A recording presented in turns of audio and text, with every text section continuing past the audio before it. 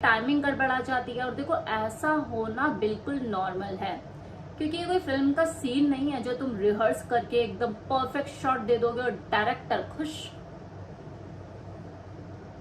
आज हम बात करेंगे उस बंद कमरे में होने वाली बात पर, वही मौका जिसके बारे में सोच सोच कर तुम्हारे हाथ पैर ठंडे पड़ जाते हैं, क्योंकि तुम्हारे दिमाग में पहले से एक फिल्म चल रही होती है कि तुम्हें हीरो बनना है, तुम्हें परफॉर्म करना है, और जब जरा सा इधर उधर हुआ, जैसा सोचा था वैसा नहीं हुआ, कि तुम फेल हो जाओगे। तो सबसे पहले मैं तुम्हारा ये हीरो बनने का भूत उतारूंगी, बिना शर्म के, बिना फुसफुसाहट के और बिना बातों को कपड़े पहनाए।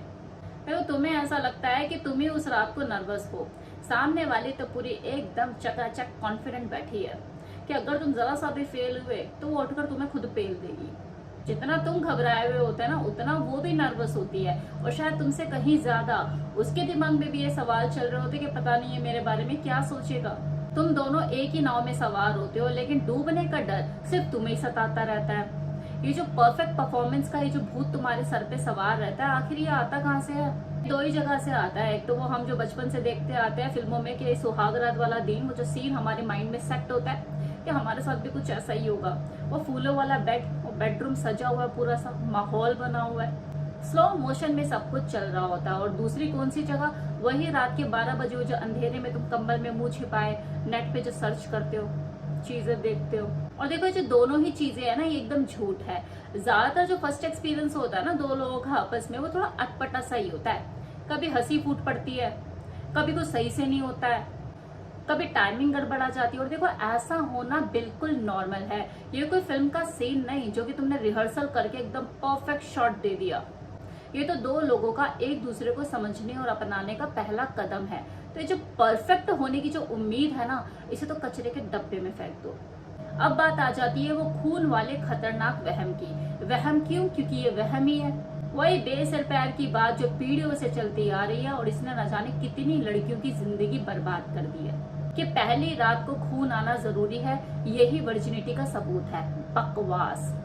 मेडिकल साइंस कहती है कि एक फीमेल की जो वजाइना का गेटवे होता है, वहाँ एक पतली सी झिल्ली होती है, जिसे साइंटिफिक टर्म में हाइमन कहते हैं, और लोकल लैंग्वेज में लोग इसे अक्सर सील बोल देते हैं। तो लोगों को लगता है कि यार पीनस की चोट पड़ते ही जो सील है ये टूटेगी और खून निकलेगा।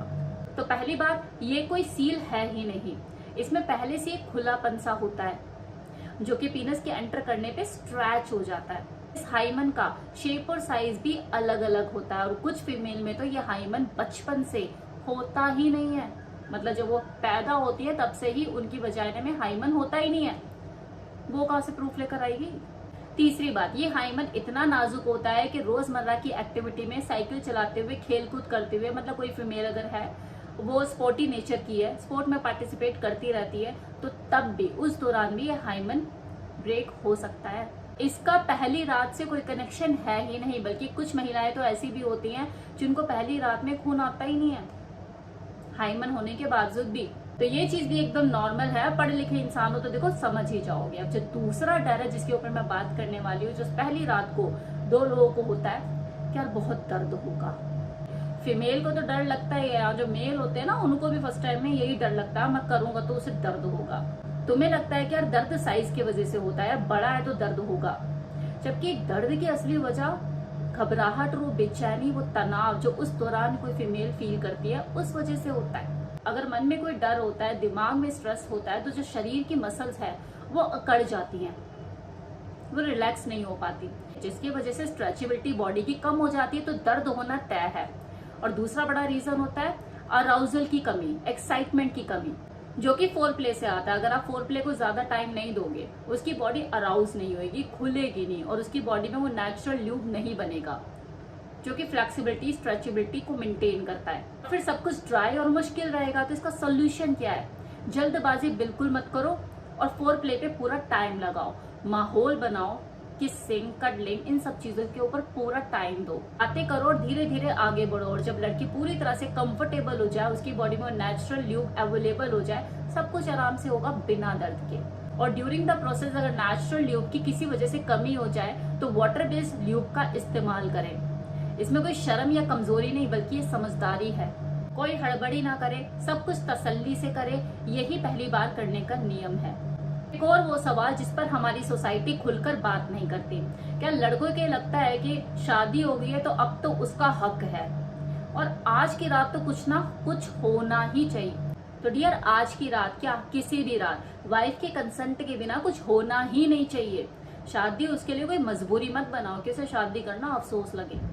वैसे भी हमारी सोसाइटी को तो भाई एक अजीब सा ही नियम है कि पूरी जिंदगी तो एक लड़की को किसी स्ट्रेंजर से बात करने के लिए भी मना किया जाता है, लेकिन एक दिन पूरा शोर मचा के ढोल बाजे बजा के उसको किसी स्ट्रेंजर के हाथ ही सौंप दिया जाता है। क्या यही तेरी दुनिया है?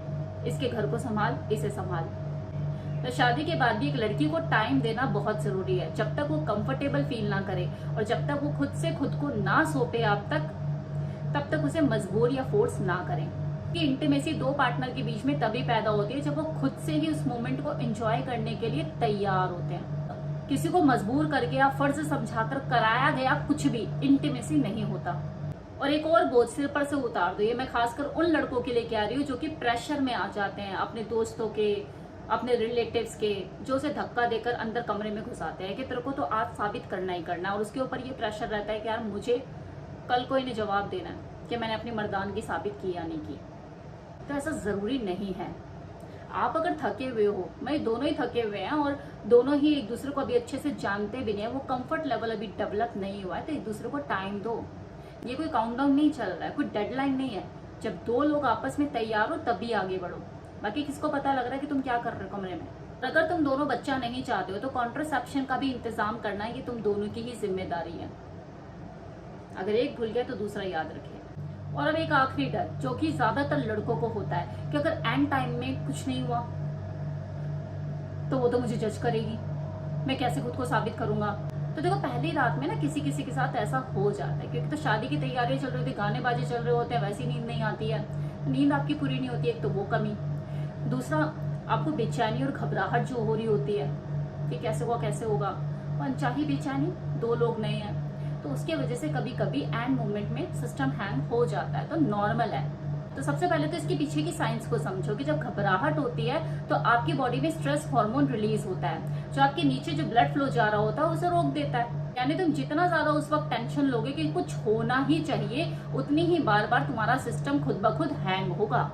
इसका सोल्यूशन देखो एक ही है कि दिमाग में से इस अनचाहे प्रेशर को हटाओ, हंसो, आपस में बातें करो और एक दूसरे को कंफर्टेबल करो।